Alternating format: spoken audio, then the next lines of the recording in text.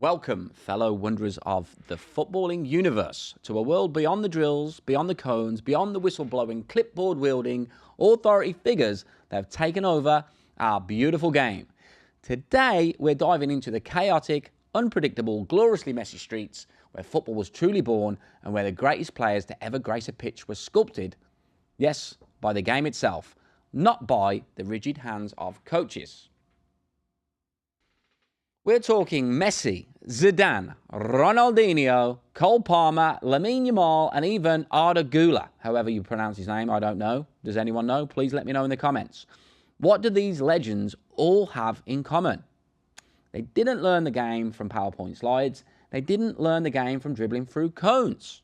They learned it by playing. Yes, that beautiful thing we used to do. And today, we're going to explore why street football, free play, and game-based learning are not just a way forward, but the way forward.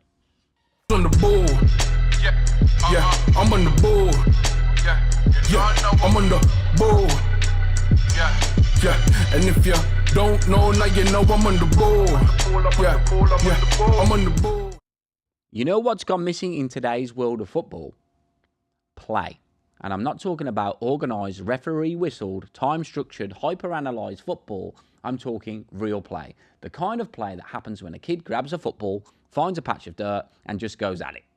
So, there's this clever bloke that I found out about called Jonathan Haidt. He's been researching the collapse of play in our society.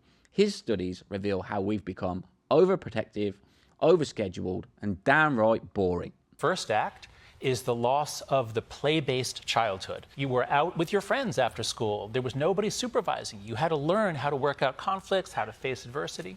So that's what kids have had for hundreds of thousands of years. It's part of being a mammal. You play, you develop skills. We began to crack down on that, to lock kids up in the 90s, to not let them out. So we're restricting what they most need, which is play. Kids today don't get the same freedom we had to roam the streets and make mistakes. No wonder creativity's going out the window, replaced by pre-packaged coaching routines that have all the flavour of soggy toast.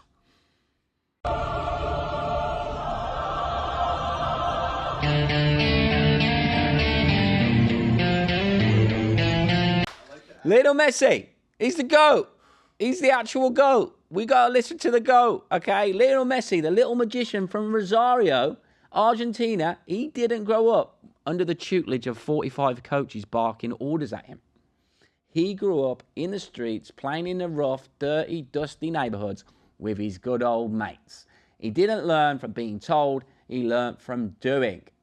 Leo Messi once said, "When I was a kid, I played in the streets with my friends. I did not learn by being taught, I learned by playing." He's telling us how to get good at soccer. He's the best. Or cone drills turning players into robots. You line up a bunch of kids, you have them dribble around the cones like they're driving through downtown Manhattan traffic. And suddenly, a miracle of miracles, we think we're creating the next Messi. Except we're not. What we're creating are robots, perfect little minions of the football factory. Zinedine Zidane didn't grow up dodging cones, believe it or not. The maestro, the man who made football an art form, learned everything on the streets of Marseille. And Zidane said it best. In the street, you learn more than anywhere else. It's not about coaches or tactics, but about learning to stand on your own 2 feet and handle anything. It's about the game teaching you, not the cones. In the street, there are no perfectly laid out drills. There's chaos. Kids create games for themselves. And from chaos comes genius. So why are we obsessed with turning football into a game of traffic management? These drills might make the parents feel better. Look how orderly little Timmy is. Go on, Timmy. Kick the ball, Timmy. But in reality, they're stripping the soul out of the game. Football isn't orderly. It's instinct, improvisation, and pure unadulterated creativity. Did you not know? Creativity is the key, the actual key, to becoming a football great, a football genius. Now let's have a chat about creativity, shall we? Not just in football, but in life. Sir Ken Robinson, an absolute visionary in education, good old British guy, once said, "We don't grow into creativity, we grow out of it." Or rather, We get educated out of it. And isn't that the crux of the issue? Kids will take a chance. If they don't know, they'll have a go. Am I right? They're not frightened of being wrong. Now, I don't mean to say that being wrong is the same thing as being creative. What we do know is, if you're not prepared to be wrong, you'll never come up with anything original. If you're not prepared to be wrong. And by the time they get to be adults, most kids have lost that capacity. They have become frightened of being wrong. And we run our companies this, by the way. We stigmatize mistakes. And we're now running national education systems where mistakes are the worst thing you can make. And the result is that we are educating people out of their creative capacities. If you think of it, the whole system of public education around the world is a protracted process of university entrance. And the consequence is that many highly talented, brilliant, creative people think they're not, because the thing they were good at school wasn't valued or was actually stigmatized. And I think we can't afford to go on that way. Picasso once said this. He said that all children are born artists. The problem is to remain an artist as we grow up. I believe this passionately, that we don't grow into creativity, we grow out of it. Or rather, we get educated out of it. We've taken this wild, beautiful, chaotic thing called football and tried to mould it into something predictable. We've told players what they should do rather than let them discover what they can do. But the greatest players didn't follow anyone's script. Ronaldinho, the legend, the Samba King, he didn't learn football through endless instructions. He said it best himself. I learned everything on the streets. There you learn to be creative, to have fun, and to do things you wouldn't dare to try in a real game. But those daring things are what separate legends from the rest. Now, here's something that might blow your mind. Sometimes less coaching is actually better than coaching. A revolutionary idea, you might say. Back in the 1970s, Tim Galway, a tennis coach, noticed something bizarre. The more he coached his players, the worse they got. The constant barrage of instructions was making them freeze up, killing their instincts, believe it or not. Galway called this the inner game, the battle that goes on inside a player's mind between their natural ability and all the clutter from external input. Parents and coaches, where are you? So what did Galway do? He stopped coaching so much. He encouraged his players to focus on their own experience, to trust themselves, and guess what? They got better. Because when you let players learn through doing, through feeling the game, they actually improve. Football works the same way. Let the game itself do the teaching.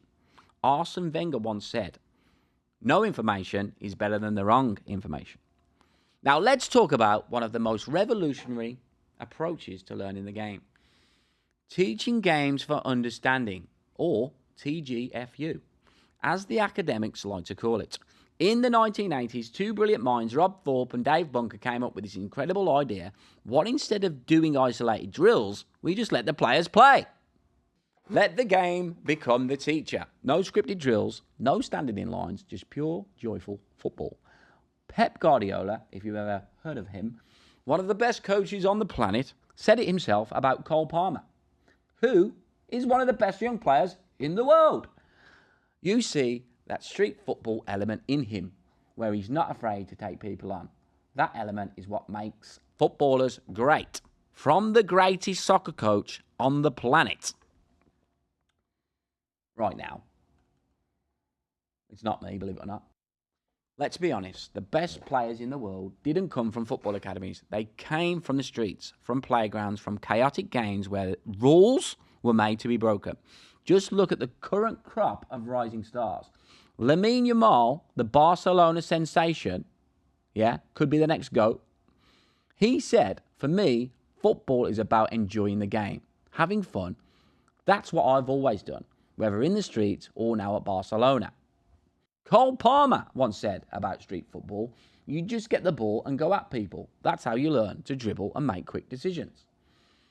Arda Güler, whatever you want to say his name is. I don't know. I really don't know. Let me know.